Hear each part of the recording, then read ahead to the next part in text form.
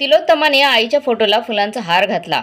बरोबर 1 वर्षापूर्वी तिच्या आईने या जगाचा निरोप घेतला होता. फोटोतल्या आपल्या आईच्या हसऱ्या चेहऱ्याकडे एकटक बघणाऱ्या तिलोत्तमाला वाटलं, आईने आपले जीवन आई आणि वडिलांची दोघांची भूमिका एकाच वेळी पार पाडली. आपल्या दुःखाचा, एकाकीपणाचा कुठलाही उहापोह न करता अगदी निखळ आनंदाने. मात्र या हसऱ्याच्या चेहऱ्यामागे अफाट दुःख असावं, इतरांना न जाणवणारी वेदना लपलेली असावी, जी कधीच कुणापुढे उघड झालेली नाही. आणि आता आईचे या दुनियेतून अस्तित्वच लोप पावल्याने ती उघड होण्याची काडी मात्र शक्यताच उरली सुरली नव्हती. दुःख आणि शोक ह्या दुनियेत कुणालाही अपरिचित नाहीत. दुःख असले की शोक सप्तीला आपसुकपणे मागोमाग येतच. हे सगळं मानवी मनाला कितीही नकोसं वाटलं तरी आई त्याला अपवाद कशी असणार. आपलं दुःख तिने मरेपर्यंत आपल्या पुढ्यात तर कधीही जाणीवपूर्वक उघड केलं नाही. कधी कुणाबद्दल तक्रार, कसली कुरकुर नाही. आपल्या एकटेपणाचं ओझं एकटीने पेललं संपूर्ण हयातभर.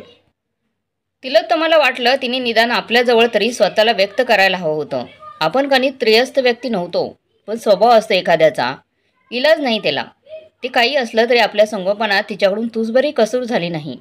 एवढ्या मोठ्या शहरात वडिलांच्या माघारी आईने एकटीने तिला वाढवलं, उच्च शिक्षण दिलं, समर्थपणे घर चालवलं. एकटीने आई वडिलांचं कर्तव्य पार पाडताना कोणतीच कसर सोडली नाही. वडिलांना तिने पाहिलं नव्हतं, मात्र मनात तिने आपल्या वडिलांची असंख्य चित्र रंगवली होती. त्यांच्यासोबत प्रेमळ संवादाचे अनेक प्रसंग रचले होते. वास्तव कल्पनेपेक्षा कोसो दूर असले तरी रचित कल्पनेने तिच्या बालमनाला विलक्षण समाधान लाभे.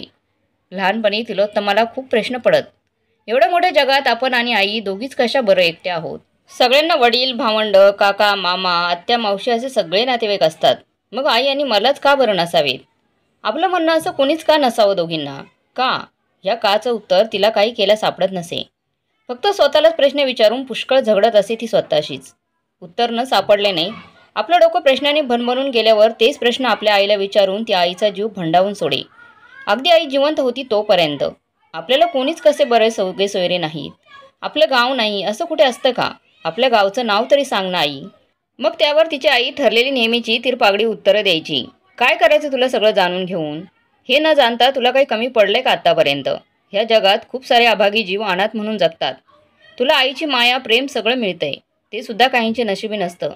सतत आपलं गाव, आपली माणसं करत बसू नकोस. कुणी नाही आपलं. मग तिलोत्तमा एकदम चिडून उसळून म्हणे, तुझे हे तत्त्वज्ञान माझ्या बिलकुल पचनी पडत नाही. माथ्यावरचे केस पिकलं की अक्कल परिपक्व होते असं काही नाही. मात्र मनाच्या चोर कप्प्यात दडून ठेवलेला तिरस्कार, द्वेष मात्र पिकल्याच केसांसोबत परिपक्व होत जातो हेच खरं. एवढा हट्टस का? मला तर वाटते हा अट्टहास नसून एक दुराग्रह आहे तुझा. तिलोत्तमाचे हे कासे काटेरी बोल आईच्या जिवारी लागत असे. तिचा डोळा ओलावा धरत, हे असं अडून लपून का वागतेस ग आई? या अज्ञातवासाचं कारण तरी काय? सगळं खुलेपणाने का सांगून घेत नाही? म्हणजे जे म्हणायचे ते सारखं आपल्या मनात आतल्या आत वर्षानुवर्ष दाबून ठेवायचं म्हणजे काय? त्रास होत नाही का ग तुला त्याचा? कधी कधी ती पण गरज असते तिलोत्तमा. एखाद्या गोष्टीला अनेक बाजू असतात, माणसाला सुद्धा. आई जडवलेल्या स्वरात उत्तर देई, असेल तू म्हणतेस तसंही असेल. तुझ्यासारखं शहाणपणा माझ्याकडे नाही बाई. तिलोत्तमा आईपुढे हार मानत असे. तिला त्याची यवनात सवय झाली होती. एकदा मात्र तिलोत्तमाने आईपुढे हट्टच धरला, मला आपल्या मूळ गावाचं नाव कळायला हवं म्हणून. महाराष्ट्र आणि गुजरात सीमेवर आहे आपलं लहानसं गाव. गावाचं नाव न सांगताच यापुढे गावाविषयी काही विचारायचं नाही अशी तंबी देत आईने तिला गावाविषयी अंधुक माहिती दिली. गावचं नाव, सगळे सोयऱ्यांची ओळख जरी आईने लपवली असली तरी थोडाफार आपला पूर्व इतिहास मरण्याआधी तिलोत्तमाला सांगितला होता. तिलोत्तमा आईच्या पोटात असतानाच तिचे वडील वारले. पुढे पांढऱ्या पायाची म्हणून घरच्यांनी तिच्या आईची घरातून हकलपट्टी केली. खरं तर नातेवाईकांना संपत्तीमध्ये हिस्सेदार नको होता, हेच तिच्या हकलपट्टीचं मुख्य कारण होतं आणि ते सरळ सरळ उघड होतं. मात्र त्यांच्याशी न झगडता, कुठलाही उभा दावा न मांडता तिच्या आईने घराला आणि गावाला अखेरचा दंडवत घातला. पुढे तिने गावाचं नाव कायमचंच टाकलं. तिच्या आईचा गळा गोड होता, वाणी मधुर होती. गावाला रामराम ठोकल्यावर शहरातल्या मध्यवर्ती ठिकाणी असलेल्या मंदिराचा आसरा घेत ती देवाची भजनं, गाणी आपल्या रसाळ स्वरात म्हणत असे. एकदा मंदिरात भजन गात असताना तिचा देवी देणगी लाभलेला आवाज कानावर पडून प्रभावित झालेल्या प्रफुल्ल कुमार सारख्या देव माणसाने तिला एका सेवाभावी संस्थेत दाखल करत पुढे चित्रपटात कोरस म्हणून गायची संधी उपलब्ध करून दिली. प्रफुल्ल कुमार संगीताच्या दुनियातले कॅसेट किंग होता. त्याची संगीत कंपनी त्या काळी मोठ्या जोमात होती. त्याची पत्नीसुद्धा उत्तम गायिका होती. तिच्या जोडीने तिलोत्तमाच्या आईने बरीच भक्तिगीते, भावगीते, भजने गायली. कृष्णाची भजनं ती आवडीने गायची. म्हणून आवाजाच्या दुनियेत तिला राधादेवी म्हणून ओळखलं जायचं.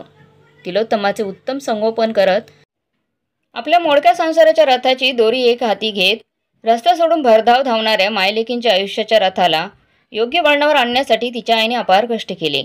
कृष्णाचं भजन गात असलेल्या आईला बिलगत तिलोत्तमा नेहमी म्हणत असे, आई मला का ग नाही शिकवत तुझ्यासारखं गायला? किती गोड गातेस तू. तिलोत्तमाच्या प्रश्नाने आई अस्वस्थ होत असे. मात्र एकदा तिलोत्तमाच्या प्रश्नाने अस्वस्थ झालेली तिची आई न राहून रियाज मध्येच थांबवत तिथून उठून जात चिडून म्हणाली, पुन्हा नाव काढायचं नाही घरात गाण्याचं. गाण्याव्यतिरिक्त शिकण्यासारख्या बऱ्याच गोष्टी आहेत या जगात. आई उठून बाहेर गेली. तिच्या मागोमाग तिलोत्तमाही गेली. अस्वस्थपणे गॅलरीत काहीतरी एकाग्रपणे पाहत राहिलेली आई स्थिर होती. तिलोत्तमा आईच्या जवळ गेली. आई चमकली पण बोलली काहीच नाही. तिलोत्तमाने आईच्या गळ्यात मिठी मारली. स्पर्शाआधी तिला जाणीवच झाली आईच्या ओल्या डोळ्यांची. आई रडत होती. का?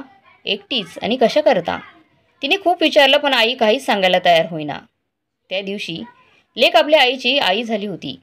तिलोत्तमाने माईने तिच्या हातावर थोपटले. अचानक आईचे डोळे भरून आले. स्वर कापरा झाला. ह्या गोड गळ्याने घात केला माझा. सत्यानाश झाला माझ्या उभ्या आयुष्याचा. बस. त्या प्रसंगानंतर तिलोत्तमाने आईसमोर पुन्हा गाणं शिकण्याचं नावही काढलं नाही. तिच्याशी त्या विषयावर बोलायचं धाडच झालं नाही. तो विषय नकोच काढायला एवढंच तिला वाटलं. तिलोत्तमा खरं तर त्या प्रसंगानंतर गोंधळून गेली. तिथूनच पुढे तिच्या डोक्यात प्रश्नांचे काहून माजले. का म्हणाली असेल असं आई? स्वर्गीय देणगी म्हणून तिचा आवाज नावाजला जात होता. त्याने तिचा घात केला. घात झाला म्हणजे नक्की काय घडलं असेल तिच्या आयुष्यात? ज्या गाण्याने आपण आज संपन्न आयुष्य जगतोय त्या गाण्यानं कसं बरं हिचा हा घात केला असेल? तिलोत्तमाने दीर्घ श्वास घेतला. आईचा भूतकाळ नक्की कसा होता जाणून घ्यायला हवं का सगळं? पण आता त्याची खरंच आवश्यकता आहे का? आईच्या मृत्यूपश्चात तिच्या आयुष्यातील खोलवर गुडूप झालेली भूतकाळातील मुळं उघडून काढणं म्हणजे तिच्या प्रेमाशी, आपल्यावर असणाऱ्या तिच्या विश्वासाशी प्रतारणा केल्यासारखं नव्हे का? मात्र तिची रक्ताची मुलगी या संबंधाने आपलाही भूतकाळ तिच्या आयुष्याशी जोडलेला आहेच की. तो जाणून घ्यायचा हक्क आपल्याला निश्चित आहे. पण तसा हक्क आपल्याबरोबर खरोखरच आहे का? कुणी दिला तो हक्क? आपल्याला हक्क म्हणजे नक्की काय हवंय? आपल्याला जे हवं आहे त्याचा पाठपुरावा आपण करतो फक्त मनाच्या समाधानासाठी. आपण इतके स्वार्थी असतोच म्हणजे फक्त स्वतःपुरता विचार करतो. आपण फक्त मध्यबिंदू बनतो.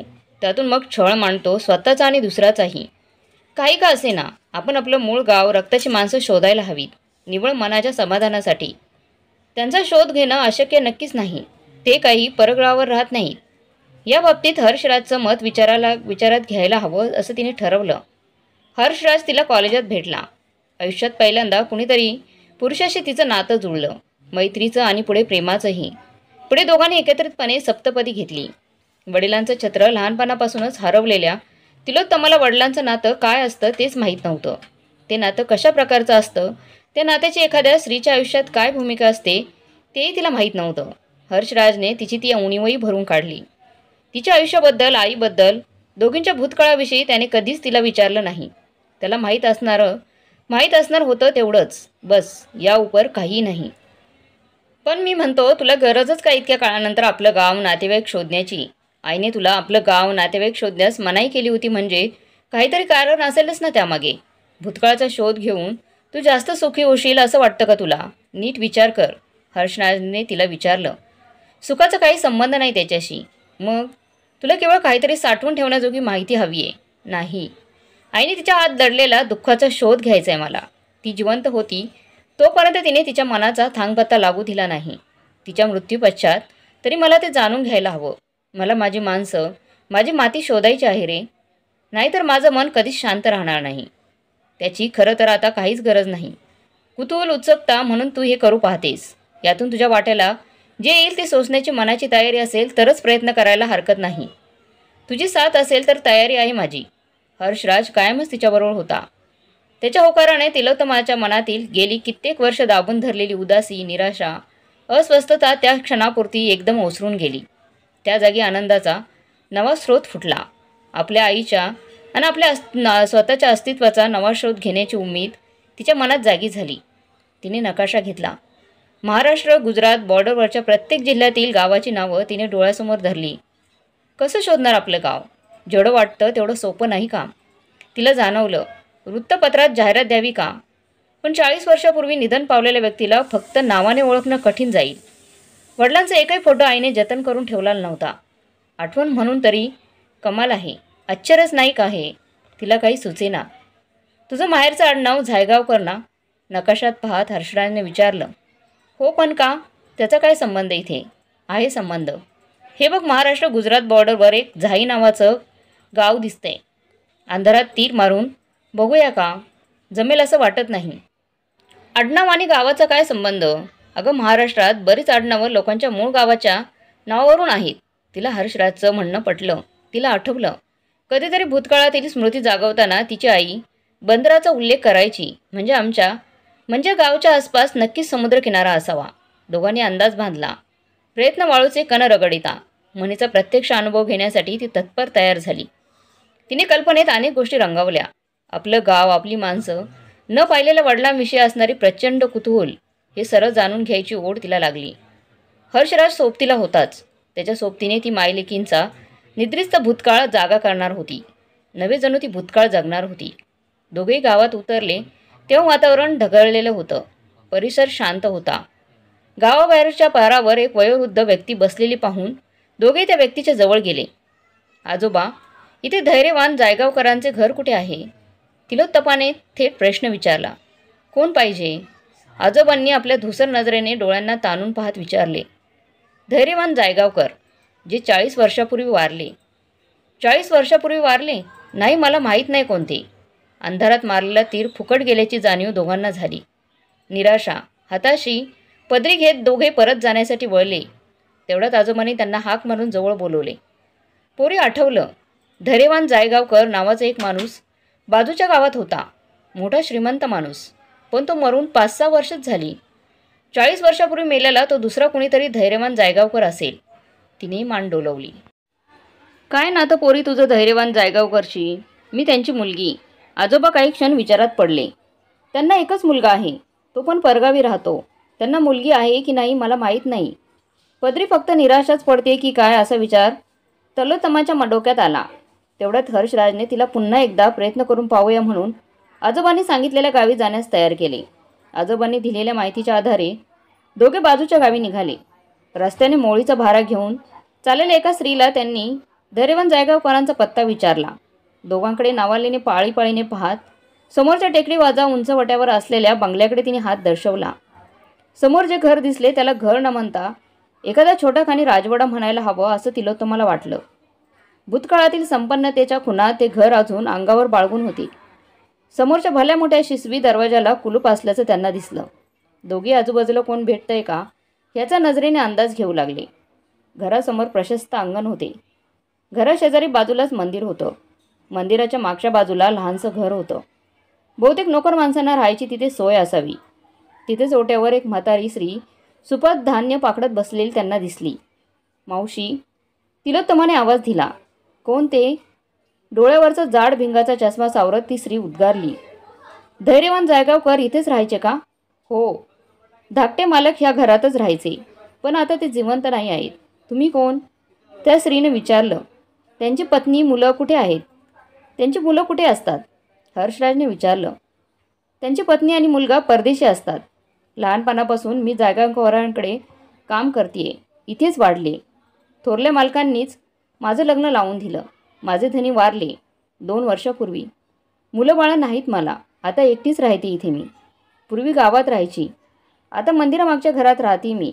तुम्हाला कोणाला भेटायचं आहे? आपली संपूर्ण माहिती त्या म्हातारीने स्त्रीने सांगितली. कुणालाही नाही, हताशतेने तिलोत्तमा म्हणाली. मग इथपर्यंत येण्याचं कारण काय? तिलोत्तमाच्या गळ्यात हुंदका दाटून आला.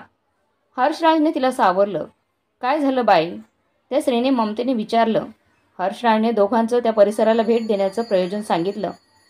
हर्षराजकडून सगळं ऐकल्यावर ती म्हातारी स्त्रीसुद्धा विचारात पडली. गावाचं नावच नाही माहिती तर नुसते अंधुक माहितीवर जिवंत नसलेला माणूस आणि नातेवाईक कसं बरं शोधणार? ती स्त्री चुकचुकली. दोघे दमून मंदिराच्या कट्ट्यावर बसले. शांतता, स्तब्धता काय असते त्यांचा विलक्षण अनुभव दोघांना आला. त्या स्त्रीने दोघांना पाणी प्यायला दिलं. देव तुमची इच्छा लवकरच पूर्ण करो असं म्हणत तिने देवासमोर हात जोडले. हे मंदिर कुणी बांधलं मावशी? तिलोत्तमाने कुतूहलाने विचारलं. थोरल्या मालकांनी. देश स्वतंत्र होण्यापूर्वी मालकांचं घराणं सुभेदार पदावर होतं. हे गाव, हा परिसर पूर्वी संस्थान म्हणून प्रसिद्ध होता. आता जरी तुम्हाला गावात गजबज दिसली नसली तरी कोणी एके काळी खूप गजबजाट होता गावात. आताची नवी पिढी शहरात शिकायला आणि नोकरीला गेली आणि गाव कसं ओस पडलं. नावापुरता पण माणूस सापडायचा नाही गावात पुढच्या काही वर्षात. ती स्त्री गतकाळात रमली. तिच्या पांढऱ्या हो पाहणाऱ्या पापण्या गतस्मृतींनी ओलावल्या.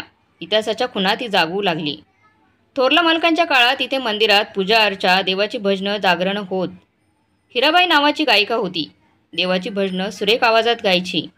इथेच थोरल्या मालकांनी तिला राहायला घर दिलं.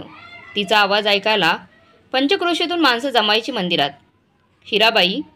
तिलोत्तमाची उत्सुकता जागी झाली. हो, हिराबाई नाव होतं तिचं. तिच्याबद्दल बऱ्याच वंदना होत्या त्या काळी. कुणी म्हणे हिराबाई मूळची मथुरेची, वृंदावनात राहणारी विधवा होती, तर कुणी म्हणे कानपूरच्या एका कोठ्यावर शौकीनांसाठी ती आपली गाण्याची कला सादर करायची. कुणाला खरं तर तिच्याबद्दल खरं काहीच माहिती नव्हतं. ती कोण होती, कुठली होती, काहीच पत्ता नाही. मग ती इथं आली कशी? हर्षराजने उत्सुकतेने विचारलं. थोरल्या मालकांनी आणलं हिराबाईला इथे आपलं अंगवस्त्र म्हणून. बडोद्याला गेला असता त्यांना तिथे भेटली हिराबाई. पंचक्रोशीत खळबळ माजली. सुभेदाराने नायकिनीला गावात आणून घरात ठेवली म्हणून. ती इथे आली आणि बंगल्यात वादळ आलं.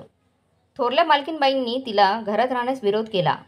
पण सुभेदारांपुढे मालकीनबाईंचं काही एक चाललं नाही. त्यावेळी धाकटे मालक म्हणजे धैर्यवान जायगावकर लहान होते. तेही एकुलते एक होते. शेवटी घरात कलह नको म्हणून सुभेदारांनी हिराबाईला ते घर मंदिरापाठी बांधून दिलं राहायला. मंदिरापाठच्या घराच्या दिशेने अंगुली दर्शन करत म्हातारी स्त्री म्हणाली. तिलोत्तमा आणि हर्षराज दोघेही त्या स्त्रीच्या गतस्मृतीत तिच्यासोबत रंगून गेले. हिराबाईला एक मुलगी होती. म्हातारी हळव्या स्वरात म्हणाली. मुलगी थोरल्या मालकांपासून झालेली का? तिलोत्तमाने कुतूहलाने विचारलं. नाही. हिराबाई जेव्हा इथे आली होती तेव्हा तिच्यासोबत तिची 10-12 वर्षाची मुलगी होती तिच्यासोबत. पुढे काय झालं? नाव काय होतं तिच्या मुलीचं? म्हातारीच्या कथेत रंगत गेलेले दोघे एकाच वेळी उद्गारले. नाव? नीरा नाव होतं तिचं. नीरा? तिलोत्तमा स्वतःशीच पुटपुटली. आईसारखा तिचा आवाजही अतिशय गोड होता. सुंदर सोज्वळ मुलगी होती. माझ्यापेक्षा लहान होती, पण आमची गट्टी जमायची. कृष्णाची भजनं अतिशय सुरेख गायची ती. दुर्दशा झाली बिचाऱ्या मायलिकींच्या आयुष्याची. म्हातारी हळूहळू लागली. हे ऐकून तिलोत्तमाचा श्वास वर खाली होऊ लागला. नीरा तर आपल्या आईचं नाव होतं. राधादेवी हे तर तिने गाण्याच्या दुनियेत घेतलेलं नाव. ही स्त्री हिराबाईच्या मुलीचं जसं वर्णन करते ते आपल्या आईच्या संदर्भात तंतोतंत जुळते. योगायोग असेल की अजून काही. तिलोत्तमा दचकली. आणि अजून एक सामर्थ्य. धैर्यवान जायगावकर, आपल्या वडिलांचे नाव. तिलोत्तमाचं डोकं बधीर होऊ लागलं. काय झालं मायलेकींचं पुढं? तिचा श्वास फुलला. पुढे वयात आल्यावर नीराच्या गोड आवाजावर आणि सोजळ चेहऱ्यावर धाकटे मालक भाळले. वयच होतं तसं ते प्रेमात पडायचं. नीरा तर अतिशय गोड मुलगी होती. तिच्यावर कुणीही भाळलं नसतं तर नवलच. प्रेम होतं त्यांचं एकमेकांवर. पण त्यांच्यासाठी ते प्रेम असलं तरी जगासाठी तो गुन्हा होता. एका खानदानी प्रतिष्ठित वर्चस्ववान पुरुषाच्या प्रेमात एखाद्या नायकिनीच्या रखेलीच्या मुलीने पडावं, लग्न करून आयुष्यभर एकत्र राहण्याचा अनाभाका घ्याव्यात. हा गुन्हा नाही तर काय? आहुती पडली बिचाऱ्या नीराच्या आयुष्याची. तिलोत्तमाला वाटलं आता आपल्याला रडू फुटेल. पण कशा करता रडायचं? कुणाची कहाणी ऐकतोय आपण? आपल्या आईची? छे काहीतरीच. पण मन उगाच उलट सुलट विचारांनी पाखरासारखं नुसतं भिरभिरत राहतं. ताब्यात काही केल्या राहत नाही. प्रेम जरी आंधळं असलं तरी जग डोळच असतं पोरी. लपून काहीच राहिलं नाही. थोरल्या मालकांनी आणि मालकीनबाईंनी मायलेकांना जाब विचारला. भाबड्या नीराने खरं उत्तर दिलं. हिराबाईला काहीच कल्पना नव्हती. तिने नीराला खडसवलं, वास्तवाची जाणीव करून दिली. पण तोपर्यंत उशीर झाला होता. निसर्गाने आपलं दान नीराच्या पोटी घातलं. धाकट्या मालकांपासून नीरेला दिवस गेले. तोंड पाहून हिराबाई थोरल्या मालकांकडे गेली. लेकीला पदरात घ्यायला विनवू लागली. मग मात्र सुभेदार खवळले. धाकट्या मालकांनी कच खाल्ला. त्यांचाही नाईलाज झाला. ते कपटी नव्हते, पण थोरल्या मालकांच्या दबावापुढे झुकले गेले ते. आपल्या प्रेमामुळे घराण्याच्या इब्रतीला कलंक लागू नये म्हणून त्यांनी कानावर हात ठेवले. विश्वामित्री पवित्रा घेतला. थोरल्या मालकांकडून मायलेकींना गावातून निघून जाण्यास बजावले गेले. त्याच रात्री हिराबाईने मंदिरापाठच्या लिंबाच्या झाडाला फास लावला आणि दुसऱ्या दिवशी नीरा गावातून बेपत्ता झाली. पुढे तिचं काय झालं ते कुणालाच माहीत नाही. थोरल्या मालकांनी नंतर आपल्या लेकीला दूरदेशी पाठवलं. पुढे त्यांचं लग्न झालं आणि एक मुलगा झाला. ते संसारात रमले, पण बिचारा हिराबाई आणि नीराच्या आयुष्याची राखरांगोळी झाली. म्हातारीने डोळ्यांना पदर लावला. थरथरत्या हाताने तिलोत्तमाने आपल्या पर्समधून फोटो काढला. आपल्या आईच्या तरुणपणीचा. मावशी, हिला तुम्ही ओळखता का? तिचा स्वर कापरा झाला होता. म्हातारीने फोटो नीट निहाळला. ती चकित झाली. ही तर नीरा. हो, नीराच ती, हिराबाईची लेक. तोच चेहरा, तेच हसू. पण तू कशी ओळखतेस तिला? मी तिची मुलगी आहे मावशी. धैर्यवान जायगावकर माझे वडील आहेत. तिलोत्तमा जोरजोराने रडू लागली. रडणाऱ्या तिलोत्तमाला हर्षराजने जवळ घेतलं. मोठ्या मायेने तिचे डोळे तो पुसू लागला. म्हातारी तिच्याकडे निरखून निरखून पाहत राहिली, जणू नीरेलाच पाहते आहे. मग म्हणाली, नीरेची मुलगी, माझ्या नीरेची मुलगी. तिचे हात हातात घेत कुरवाळू लागली. टिपं गाळू लागली. तिलोत्तमा बंगल्याच्या उघड्या ओट्यावर आली. ओट्यावरच्या भिंतींवर सुभेदार घराण्यातील दिवंगत पुरुषांचे फोटो ओळीने लावलेले होते. ते धैर्यवान जायगावकरांच्या फोटोसमोर उभी राहिली. धैर्यवान जायगावकर आपले वडील आहेत असं कसं म्हणू शकतो आपण? फक्त ते आपले जैविक पिता आहेत म्हणून. पण त्यांनी तर आपलं अस्तित्वच झिडकारलं होतं, नाकारलं होतं. मग आपण त्यांचे अनवरत संतती आहोत. हो, तेच सत्य आहे, कटू सत्य. ते नाकारता येण्यासारखं नाही. ती स्तब्ध झाली. आपल्या आईवर जर त्यांचं प्रेम असतं तर त्यांनी कुठल्याही परिस्थितीत तिचा आणि तिच्या पोटात असलेला आपला स्वीकार केला असता. पण नाही केला त्यांनी. का केला नाही? प्रतिष्ठेसाठी, भीतीपोटी, की मग आईवरचं त्यांचं प्रेम हे सुद्धा एक नाटक होतं? की होती ती फक्त वासना, क्षणभराचं आकर्षण? तसं असेल तर मग आईचंही चुकलंच. ती सुद्धा तारुण्याच्या वासनेच्या प्रवाहात वाहवत गेली. खोटं बोलली ती आपल्याशी. तिनं आपल्याला खरं कधीच काही सांगितलं नाही. पण तिला तरी कसा दोष द्यायचा? काय अधिकार आपला? ती तरुण होती, बेभान होती. बेभान झाली असेल प्रेमात. अजाणता एखाद्या निसरड्या क्षणी पाऊल वाकडं पडलं असेल तिचं. मात्र तिच्या प्रेमात सच्चेपणा होता. तिने पोटातल्या बाळाचं अस्तित्व नाकारलं नाही. आपल्या प्रेमाचं प्रतीक म्हणून तिने आपल्याला जन्म दिला असेल. असं असू शकेल, कदाचित असेलही. पुढच्या आयुष्यात संयमाने, स्वाभिमाने जगली ती. आपल्या कलेला, गाण्याला सन्मानाने वागवलं तिने. आई, आज तू हे पाहायला जिवंत नाही आहे. ते एका अर्थी चांगलंच म्हणावं असं वाटतं मला. तुझ्या दुःखाचा, वेदनेचा मी घेतलेला शोध कदाचित तुला आवडला नसता. त्याने तुझं दुःख शतपटीने वाढलं असतं. माफ कर मला. अज्ञानातच सुख असतं हेच खरं. किती अपेक्षा होत्या आपल्या भूतकाळाकडून आपल्याला. आपल्या आईचं अज्ञात दुःख जाणून घेत आपल्या माणसांना आपल्या मातीशी नवं नातं जोडायचं होतं मला. काय मिळालं आपल्याला? भूतकाळाचा हा विचित्रपट आपल्या डोळ्यासमोर उघड झाला. भाबड्या आशा होत्या आपल्याला. आपण सरळ तर जग सरळ. तसं नसतंच मुळी. ही दुनिया एक विचित्रपटच आहे. म्हणायला बुद्धिबळाचा पट, पण इथे खेळसुद्धा बुद्धीचा नाही तर बळाचा चालतो. बळ नेहमीच जिंकतं इथं. दुबळ्या प्याद्याची बुद्धिबळाच्या पटावर नेहमीच मर्यादित चाल असते. आणि राजा, घोडा, वजीर नेहमीच बलवान. प्याद्याचा बळीत घेण्यासाठी ते सदैव अमर्यादित चालीने खेळणार. तो डाव, पट सगळं त्यांच्यासाठीच. ती मात्र प्याद्याची पडणार. आपण, आपली आई, तिची आई एक क्षुल्लक प्यादी आहोतो. आणि हे सुभेदार, हा समाज, हे राजा, वजीर, हत्ती, ते नेहमीच जिंकणार. तिलोत्तमा संतापाने बेभान झाली. अंगणातला दगड उचलून घेत आपल्या वडिलांच्या म्हणजे धैर्यवान जायगावकरांच्या फोटोसमोर आली. धैर्य फक्त तुमच्या नावात आहे. धैर्यवान जायगावकर, प्रत्यक्ष तुम्ही घबराट, पळपुटे आहात. तिचं मन आक्रंदन करू लागलं. त्यांच्या फोटोवर मारण्यासाठी तिने दगड उगारला. मात्र क्षणात तिचा हात तिच्याही नकळत खाली आला. तिला आईचे बोल आठवले. एखाद्या गोष्टीला अनेक बाजू असतात तिलोत्तमा, माणसाला सुद्धा बाजू असतात. ती खाली बसली. उद्विग्न, सुन्न मनावस्थेत तिला भडभडून आलं. तुझं अस्तित्व माणसांनी, समाजाने जरी नाकारलं तरी निसर्गाने ते नाकारलेलं नाही. कुणी आपल्याला नाकारलं म्हणजे आपल्याला काही कमीपणा आहे असं कधीच समजू नये. आपल्याला उणिवा शोधत बसू नये आपल्यात. तिला हळूवार स्पर्श करत हर्षराज म्हणाला. ती स्फुंदू लागली. तुम्हाला कबूल केलं होतंस की भूतकाळाचा शोध घेताना जे समोर येईन त्याला सामोरे जाईन म्हणून. आठवतंय ना?